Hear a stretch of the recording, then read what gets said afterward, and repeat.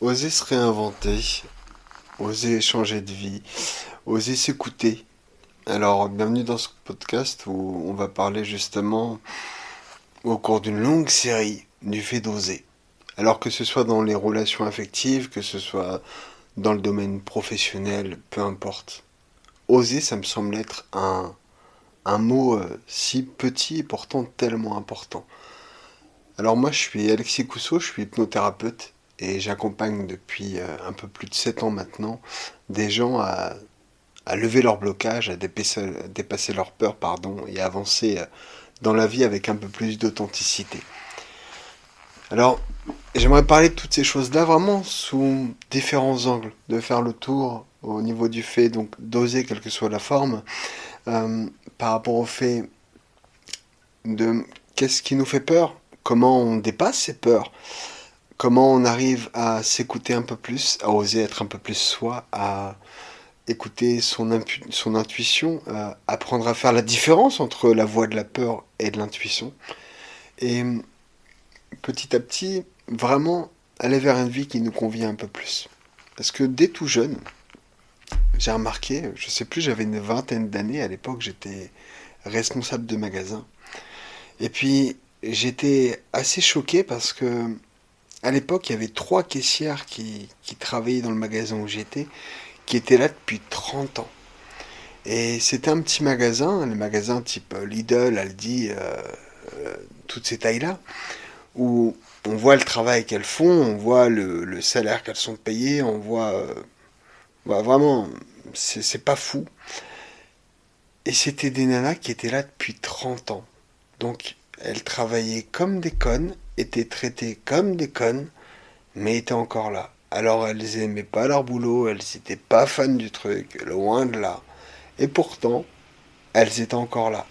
Et là, je suis sûr que je retournerai dans ce même magasin et je les verrai encore là à cette même place. Alors moi, à cette époque-là, j'étais tout jeune, j'étais leur responsable et je comprenais pas ce qui leur retenait là-dedans.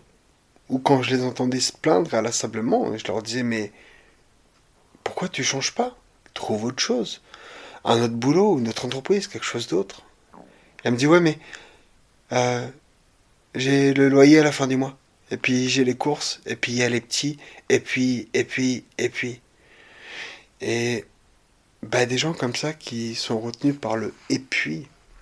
Je sais pas si ça me fait de la peine ou si ça me fascine. Parce que moi je me dis, waouh, vous imaginez vous, un jour, où vous réveillez, alors c'est peut-être déjà le cas, et désolé pour vous si c'est le cas, mais vous vous réveillez à 60, 70 piges, vous regardez votre vie, et vous dites, waouh, j'ai passé toute ma vie à vouloir quelque chose, à faire quelque chose que je détestais. Et aujourd'hui, ben, c'est fait. Alors qu'est-ce qui les retenait tellement? Parce que, au final, moi à l'inverse, j'avais aussi le crédit. Alors j'avais pas encore les enfants, mais j'avais donc le crédit, le loyer. J'avais les courses, j'avais la vie, les factures. Comme vous, comme tout le monde en fait. C'est juste humain. Mais moi, à cette époque-là, ben, naturellement, j'osais. C'est-à-dire que quelque chose ne me convenait pas, je changeais de boulot, je démissionnais. Je me retrouvais des fois au chômage, des fois dans la merde, des fois... Ok, peu importe, j'ai toujours eu de quoi manger. Là, aujourd'hui, je suis encore en vie, et ça continue. Et le seul truc qui le retenait, c'était donc tout plein de peur. En fait, elles allaient servir de leur imagination pratiquement comme tout plein d'écrans qui venaient leur montrer tout ce qui pouvait se passer de pourri si jamais elles osaient quitter leur emploi. Alors ça arrive des fois dans des séances, même aujourd'hui au sein du cabinet, où il y a certaines personnes qui vont dire, bah oui, mais si je quitte mon emploi, si je suis viré, bah pour elles, il y a un lien directement où je me retrouve à la rue, je suis SDF, j'ai pas de quoi manger, mes enfants sont dans la merde, etc., etc. Vous vous rendez compte la pression que ça met dans le travail? Ça veut dire que si demain je fais une connerie et je risque d'être viré, alors je suis SDF.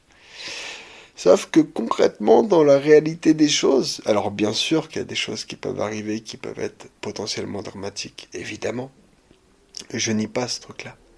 Mais on a quand même une sacrée marge entre soit se faire virer, soit quitter un emploi, et se retrouver dans la rue, SDF, sans rien. Sauf que dans notre cerveau, quand il a fait le lien, on va avoir une peur qui va nous paralyser. Et parfois, alors c'est là que c'est intéressant d'aller chercher parfois justement dans le futur, des peurs peut-être plus grandes. Parce que personnellement, moi, ce qui m'a toujours poussé à avancer, à changer, sans même me poser la question, c'était justement ce dont je vous parlais au tout début. Purée, si je me retrouve à 60, 70 ans, et que je regrette tout ça, et que je regrette tout ce que j'ai pas fait, etc., ça réveillerait en moi une sacrée angoisse. Ça me terrifie. Et ça, c'est ce qui fait que j'ai toujours bougé. Donc ça veut dire que ce qui retient certains, c'est la peur. Et ce qui peut aussi nous faire bouger, c'est une autre peur. C'est intéressant à comprendre, je trouve, parce que d'un coup, on peut se mettre à utiliser nos peurs de manière différente. Parce que le but du jeu, c'est pas de pas avoir peur. Ce serait complètement chelou de plus avoir peur. Ce serait même dangereux. Bah, imaginez un instant vous baladez au bord d'une falaise. Si vous n'avez pas de conscience de la mort, de peur de ce qui peut se passer, ah, ben, oh, ça a l'air sympa, et puis bah, on saute. Pourquoi pas? Après tout. On peut se prendre pour Livingstone, le goéland, si mes souvenirs sont bons. Donc, bien sûr que la peur, elle est intéressante. La peur, elle est intéressante pour nous permettre de nous préserver, de nous protéger. Donc le but du jeu, ça va pas être d'enlever la peur. Mais dans certains cas, de la remettre à un juste niveau. Et dans d'autres, d'aller en chercher d'autres. Parfois d'autres peurs, parfois ce qui se cache derrière la peur, pour venir l'utiliser pour nous. Et croyez-moi, une fois qu'on a fait de quelque chose qui nous freinait un moteur, les choses deviennent vachement plus intéressantes. Alors, c'est le pourquoi de ce podcast. Alors, là, c'est le tout premier, donc je ne sais pas encore exactement comment ça va se passer. Certainement qu'il y a des moments où je vais essayer de me rapprocher de certaines personnes pour les interviewer, les interroger sur leur vision des choses et tout ça. Je sais juste qu'on va faire le tour, comme je le dis au début, des différentes peurs qui nous retiennent, de comment les dépasser, comment les lever. Il y a déjà un petit indice aujourd'hui, mais c'en est un parmi tant d'autres, parce qu'il y a plein de leviers différents à utiliser. Donc, tout ce qui tourne autour des peurs, du fait d'oser, donc oser parfois donc quitter un emploi, oser parfois se lancer, oser quitter son conjoint quand ça convient plus, oser aller vers quelqu'un qui nous fait envie, oser être soi au travail, être soi dans sa famille, être soi avec son compagnon, être soi avec ses amis, être soi dans la rue, être soi tout court. Parce que c'est tellement plus léger et sympa quand c'est comme ça. Vous voyez, par exemple, là, pour ce premier épisode, je le pose comme ça. Il est minuit et demi.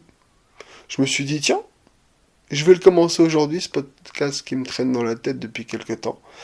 Bah, je savais pas comment, je savais pas pourquoi. Je me suis dit, on va y aller au feeling, allumer, et puis on va juste parler.